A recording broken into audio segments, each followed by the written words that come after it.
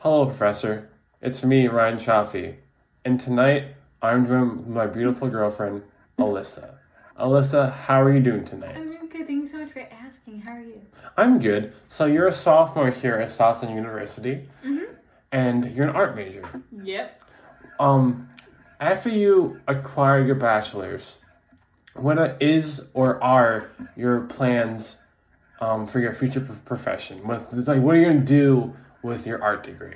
Honestly, I'm not sure. I want to be a tattoo artist in all honesty. But, to be fair, I'm here as a college art student just so when or if I want to be a tattoo artist, it'll look good in my portfolio that, I went to college for art.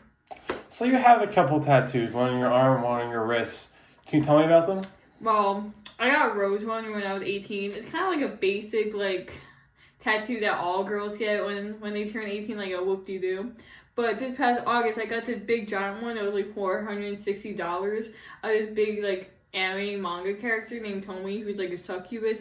She cute. She got two faces, one evil, one good. And there's no significance. I just think it's cool. What's a succubus? A demon, a female demon who uses men for sex. That's great.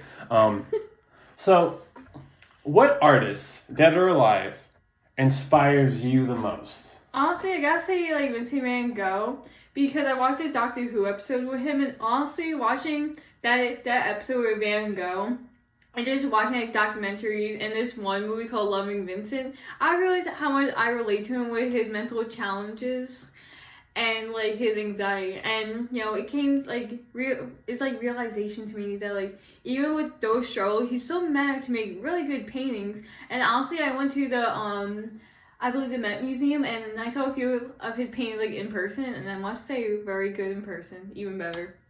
That's interesting. So, when did you realize that art is your passion? This is what I want to do with my life. This is what I want to pursue. Nothing else. When, what age or grade did you realize this? Honestly, it's a funny story because in fourth grade, I actually got yelled at by my fourth grade teacher for being ahead of the class because I knew what I was doing and everyone else was a bit struggling. And so, I felt oh, I know what to do already. I really, of course, I need, further art education to, build up my art skills. But, during that time, fourth grade, I knew what I was doing, at that time. So I was you know what, maybe, this is, my thing. Everyone has a thing for, singing, acting, this, that. My thing was, art. Did you feel that having this talent of art, in your opinion, made you superior or just equal as everybody else in your art class? Honestly. Honestly, I must say in elementary and middle school, I felt superior and everything. But in high school, there were a few people that I must say were, a bit better than me or, equal to me. But, I never, put them down or anything. I was actually, very, admirable of them and be wow, that's really good. And even me at Stockton, there's some people with really cool art that I feel that's better than mine. And, I'm pretty cool with them. So, I hype them up. Do you feel that these other artists push you, help you become a better artist in general? Do you feel because they're either equally or better that they help you become a better artist, like yourself? Honestly, I gotta say yeah, because last semester there was just one person that kept belittling or having to point out flaws in my work, and honestly, it had me kind of annoyed because they would do it to everyone else's work, but when they did it to someone's work, they had to defend it. So it kind of made me think okay, I gotta work my booty off and everything just so they don't have to say anything anymore. Because if there's someone who's gonna be doing that to my art every time I put something out, then I gotta make sure I do better than the next one. In your opinion, what subgenre of art is your favorite and why is that? Twisted realism. Why twisted realism?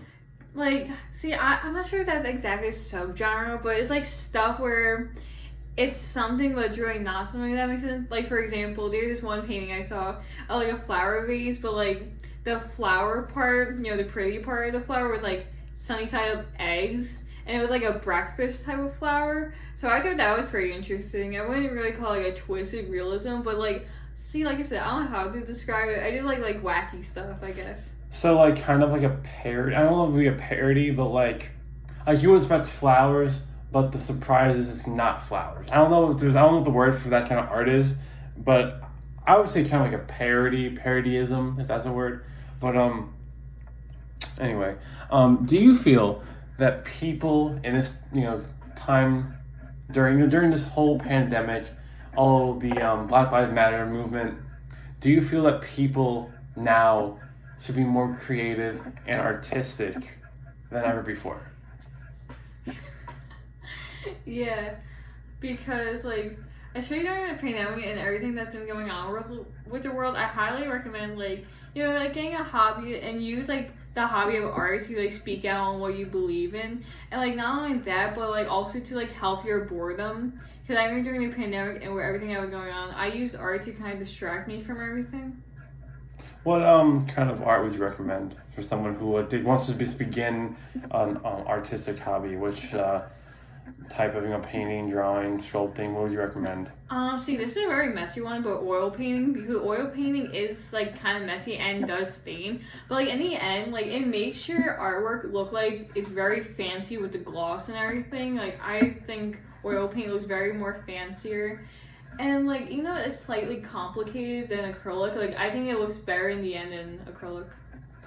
So if you could go back, let's say 10 years to your fourth grade class, and you could see, little Alyssa Wolf, and if you could tell her something about either her future or how to make a better future in art, in her passion, what would you tell her? I would tell her like really not to give up and to like keep painting, especially in like high school, to keep painting. Like even though like there'll be like a high school like art teacher that kind of like pushes her down to just keep like fighting it and not just like let her do where like she acts. Do you feel if you did go back and tell yourself that you would be the same talented artist, or would you think it would be different? I feel like I'd be like kind of better because my like she was a very nice woman, but like my art teacher in high school kind of like made me do the thing that she wanted me to do. She said I had free reign. Like if I wanted to do something, she'd be like, no, that's not really that creative. Like I get that she was pushing me, but I felt like my ideas was very like out there, and she just didn't like it. So she wants like to tone things down. Like I want to like draw and paint like horror stuff. All right, thank you so much. Of course, no problem. I love you. I too.